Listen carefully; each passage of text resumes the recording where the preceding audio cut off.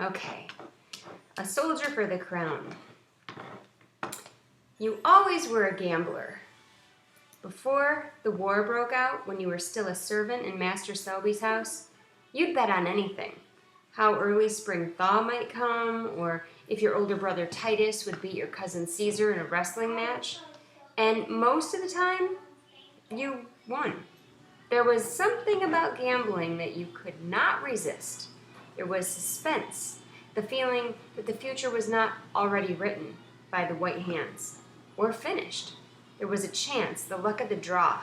In the roll of dice or a card game, there was always, an openness, a chance that the outcome would go this way or that, for or against you.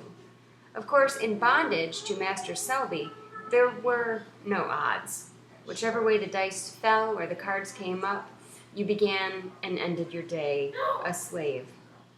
But did you win this time? Standing by the wooden rail on a ship bound for Nova Scotia, crammed with strangers fleeing the collapse of the colonial world, women and children, whites and blacks, whose names appear in Brigadier General Samuel Birch's Book of Negroes, you pull a long, shanked pipe from your red-tinted coat, pack the bowl with tobacco, and strike a friction match against a nail in your boot heel. You know you are fortunate to be on board. Now that the Continental Army is victorious, blacks who fought for the crown are struggling desperately to leave on His Majesty's ships departing from New York Harbor. Even as your boat eased away from the harbor, some leaped from the docks into the water, swimming toward the ship for this last chance to escape slavery. Seeing them, you'd thought, that might have been me. But it wasn't. You've always been lucky that way, at taking risks, running away from bondage, taking on new identities. Yet you wonder what to call yourself now. A loyalist, a traitor, a man without a country? As the harbor shrinks, growing fainter in the distance, severing you forever from this strange newly formed nation called the United States, you haven't the slightest idea after years of war which of these names fits, or what the future holds. Though on one matter you are clear. From the start you were fighting for no one but yourself. The day after Lieutenant General Sir Henry Clinton promised liberty to all blacks deserting the rebel standard and willing to fight on the side of the British, you learned that Titus and Caesar were planning to flee. In the evening, on your way to the quarters after finishing duties in the house, Titus stopped you outside on the barn and asked, "Can you go back to the kitchen and sneak out some provisions for us?" Naturally, you'd asked him for what, and he put his fingers to his lips, shushing you. They planned to steal 2 horses, he said, then ride to safety behind British lines. You're leaving? You were almost speechless with anger. And now you're not taking me? How can I? He asked. You're only 15. What's that got to do with anything? I can fight.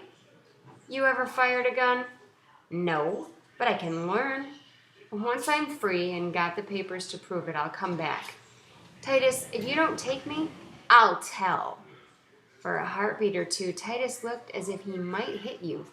Grudgingly, he agreed to bring you along, despite your age and his declaration after your parents' deaths that he'd keep you from harm.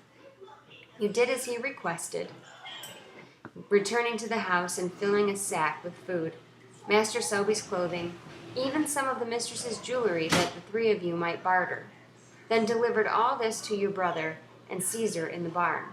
The 3 of you left that night on 2 of the master's best horses.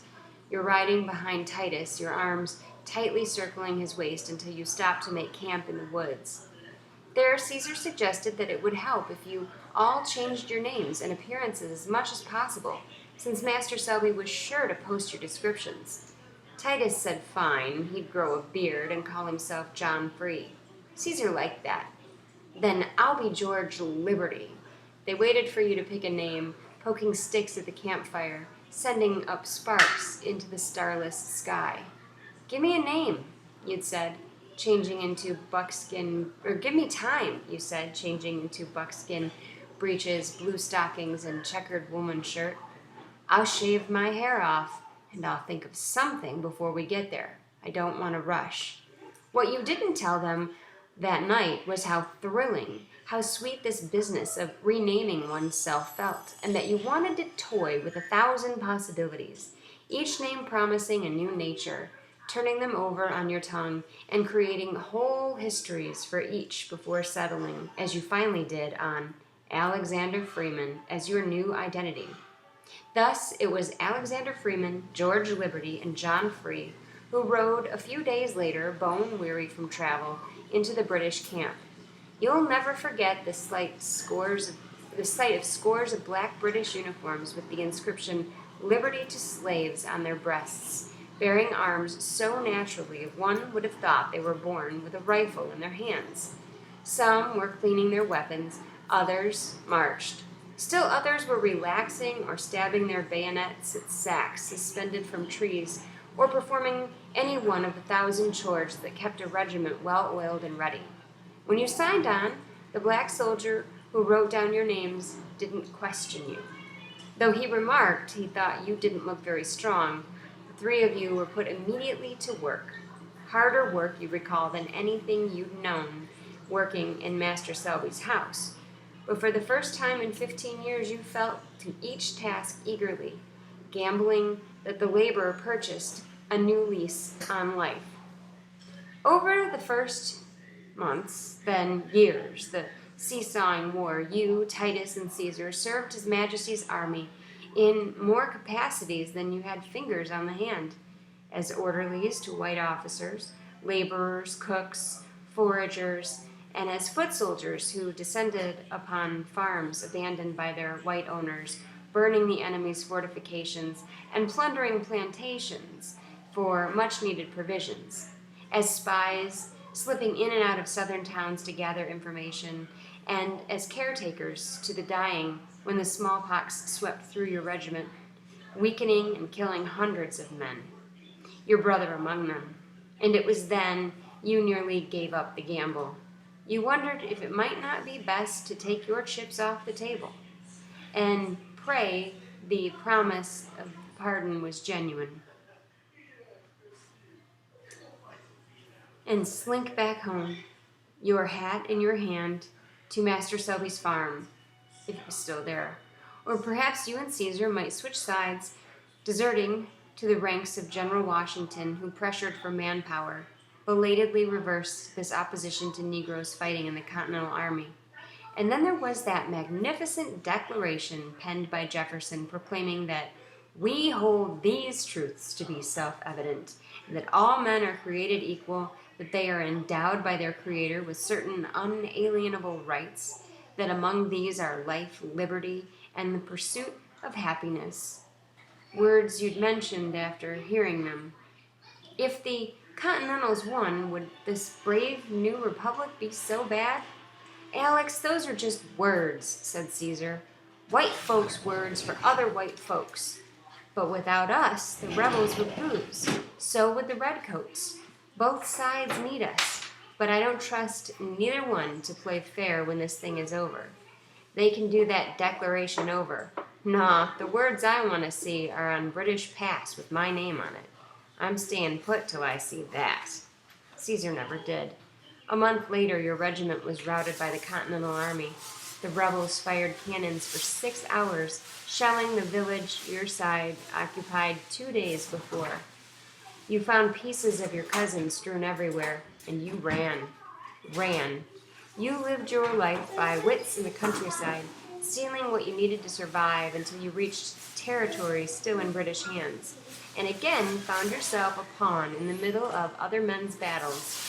Camden, where your side scattered poorly trained regulars led by General Gates, then liberated slaves who donned their master's fancy clothing and powdered wigs and followed along behind Gates and his men pressed on, and the disastrous encounter at Guilford Courthouse where 600 redcoats died and Cornwallis was forced to fall back to Wilmington for supplies. Then later, abandoned North Carolina altogether, moving on to Virginia. During your time as a soldier, you saw thousands sacrifice their lives, and no, it wasn't as if you came through with only a scratch at Camden. You took a ball in your right shoulder. Fragments remain there still, making it a little hard for you to sleep on that side or withstand the dull ache in your shoulder on days when the weather is damp. But miraculously, as the war began to wind down, you were given the elusive, long-coveted British pass. On the ship now traveling north past Augusta, you knock your cold pipe against the railing, shaking dawdle from its bowl. Then reach into your coat for the scrap of paper that was so difficult to earn. Behind you, other refugees are bedding down for the night, covering themselves and their children with blankets. You wait until one of the hands on deck passes a few feet beyond where you stand. Then you unfold the paper with fingers stiffened by the cold. In the yellowish glow of the ship's lantern, tracing the words with your forefinger, shaping your lips silently to form each syllable, you read, "This is to certify, to whomsoever it may concern, that the bearer hereof, Alexander Freeman, a Negro, resorted to the British lines in consequence of the proclamations of Sir William Howe and Sir Henry Clinton, late commanders-in-chief in America, and that the said Negro is hereby His Excellency Sir Benjamin Hampton's permission to go to Nova Scotia or wherever else he may think proper, by order of the Brigadier General Rutledge." The document, dated April 1783, brings a broad smile to your lips. Once your ship lands and you find a home, you will frame this precious deed of manumission. At least, in this sense, your gamble paid off, and for now, you still prefer the adopted name Alexander Freeman to the one given you at birth, Dorothy. Maybe you'll be Dorothy again, later, in Nova Scotia. Of course, you'll keep the surname Freeman, and Lord willing, when it's safe, you'll let your hair grow out again to its full length, wear dresses, and perhaps start a new family to replace the loved ones you lost during the war.